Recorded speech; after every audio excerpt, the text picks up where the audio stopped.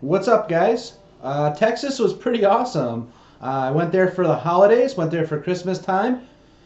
My girlfriend has some of her family live there, and I have family in more like the Boston area.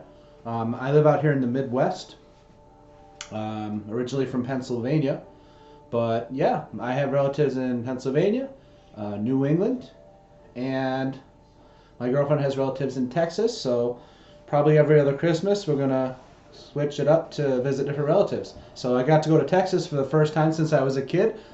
When I was a little kid, we drove through Texas. I lived in Southern California for a few years as a kid, and we wanted to visit our relatives in Pennsylvania. So we drove across country through all the southern states. So as a 9-year-old, I got to see Texas just driving through. When you're going from New Mexico to Louisiana, it was an incredibly long journey, incredibly long state to get through. But yeah, so I got to spend about a week there. It was pretty awesome. So some of the highlights, the biggest, most awesome highlight was that I got to go to Waco, Texas. I was in the Dallas area, so Waco wasn't that far away, about an hour, and I got to go to the Branch Davidian location. Their actual where David Koresh and the Branch Davidians had their had their had that terrible thing happen where and this gets political. Some people are gonna be like, terrible cult. The government did what they needed to. Hey, lots of kids died. I mean, it was bad. It was really bad. So yeah, but yeah, I was actually at Waco, Texas, where the Branch Davidians were. And there's a church built on the actual structure that burnt down. If you're not familiar with this, if you're a little bit on the younger side, 1993, I believe, is when this occurred, or somewhere around there. But look up Waco Branch Davidians, and there's plenty of footage. And basically, it was quite the news story back in the day. So yeah, I got one of the survivors.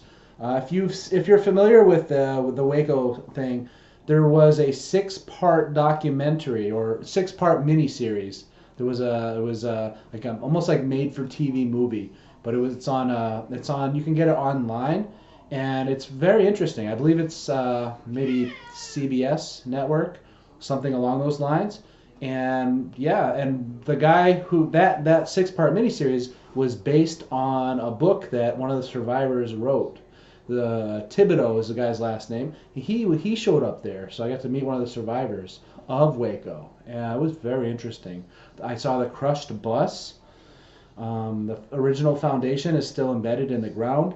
So yeah, if you watch that miniseries, if you have watched that miniseries on Waco, I'm gonna do a separate video getting more into it. But if you're watching this video now about my Texas update, and you are familiar and have seen that miniseries, Thibodeau, it was like the young man who got recruited by Koresh, and he got escaped at the end, but he was there. So, oh yeah, so if you watch that mini series, the neighbor's house that the government rented so they could spy on the Branch Davidians, I saw that house, like it was right there. I took some pictures, but anyway, yeah. So moving on, I got to have some amazing food.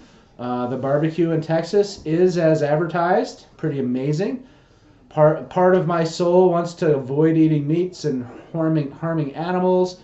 But by more along my physical body is addicted to the flavors of meat, and I'm conflicted about it. I get it, but anyway, the barbecue was pretty awesome tasting.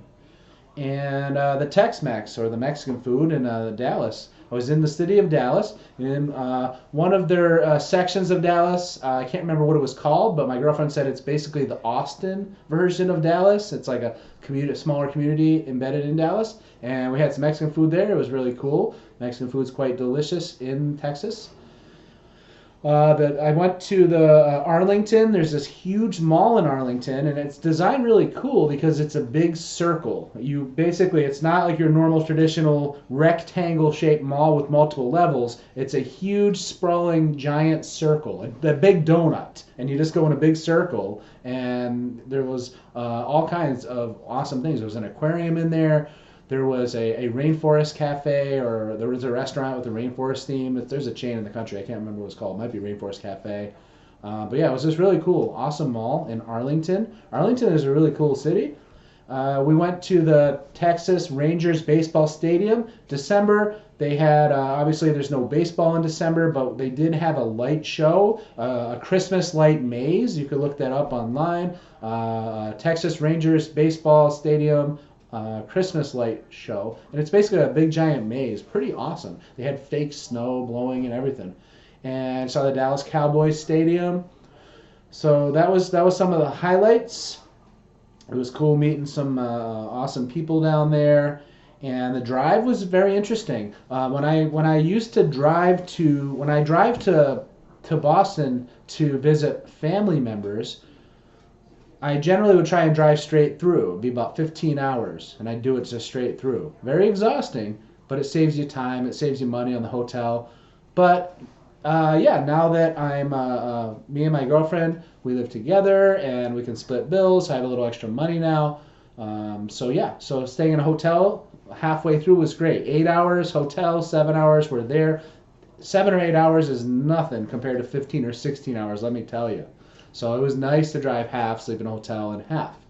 So up here in the Midwest, all the way down to Texas, halfway is right around Missouri, or the very beginning of Arkansas, the northern tip of Arkansas. So that's where we stayed. And as we were getting hungry for dinner, we were in Missouri. We had to travel through basically the whole north-south length of Illinois. We get to Missouri, and we're almost to Arkansas where the hotel is, and we're hungry, so we look up online what are some good rated restaurants that are just off the highway, and we got this place called Lambert's Cafe.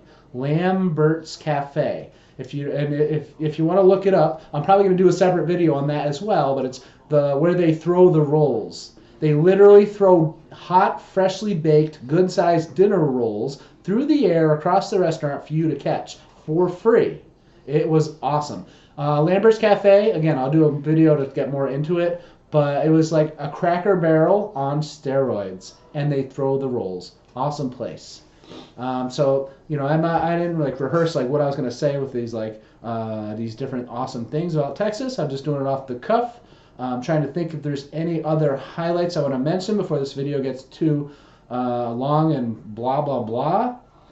The weather, it was between the 30s and the 60s. It went from anywhere from 38 to 64. So yeah, 50s and 60s Christmas time. You know, I'm not used to that. Pretty awesome in a way. I do like the cold more than the heat, but it was kind of nice change of pace. So if I can think of other highlights, I'll let you know later. But yeah, so that was my highlights of my Texas Christmas. All right, guys. I'll catch you later.